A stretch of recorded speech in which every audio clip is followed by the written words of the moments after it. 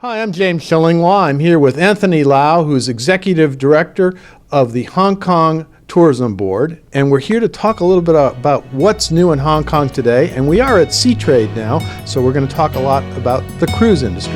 And this is Insider Travel Report.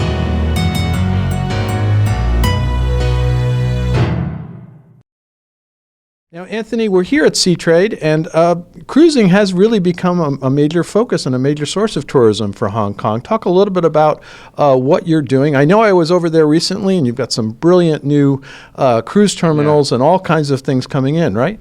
Well, since we have the new cruise terminal about 4 years ago. It was opened in 2013, so it's been 4 years now. Our cruise industry growth has been just tremendous. In the past 4 years, the number of deployment has increased by about 30% on an annual basis, and the number of cruise passenger has been growing at about close to 50% a year.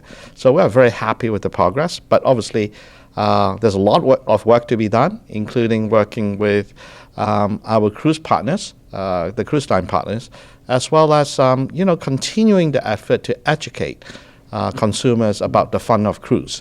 And lastly, also to work together with our partners nearby all the destinations so we can work together and really grow the cruise industry together by working together. Yeah. Well, I was lucky enough to port at one of your terminals, and it's brilliant. It's a huge shopping center that's right there in the terminal. I don't know if it's a shopping center in the terminal or a terminal in the shopping center. I'm not quite sure which. It's pretty amazing, and you're in a lot of restaurants, and great. It's a great way to get to Hong Kong.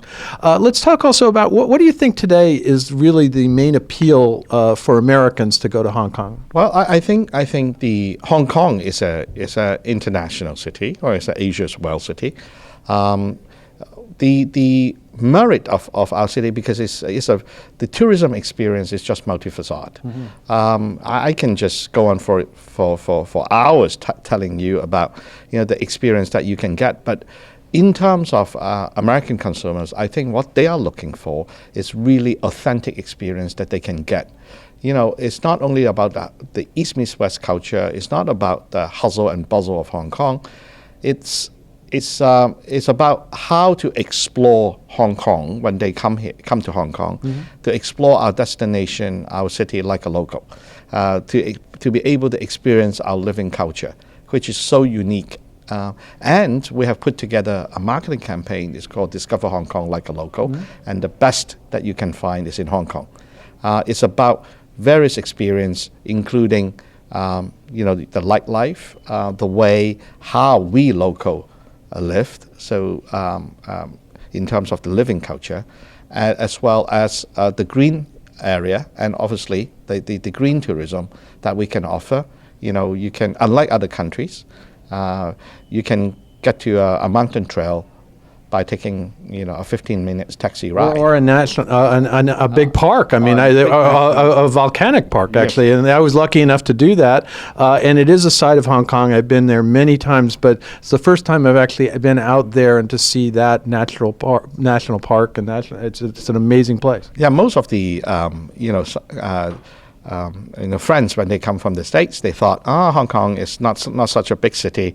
I can spend 3 days, 4 days in Hong Kong. That'd be enough. But every time, without doubt, they would tell me that, I should have stayed here for another 3-4 days, because Hong Kong has so much to offer. As I mentioned, not only fine dining scene is very, very active. The living culture, the East-West culture. As well as the green experience. I think those are some of the most exciting things that will attract many American tourists to come. And by the way, America, the U.S. market is our fourth largest source market. How was tourism this past year? Well, we're doing very, very well with the connectivities between the different United States cities.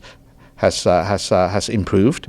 So with that, we are doing our growth has been very encouraging, and we are very excited. So that's why we're here again in Cruise Shipping Miami, and we'll continue our efforts in promoting Hong Kong to the American consumers. Well, I have to say, every time I go to Hong Kong, there's something new and there's something more to explore.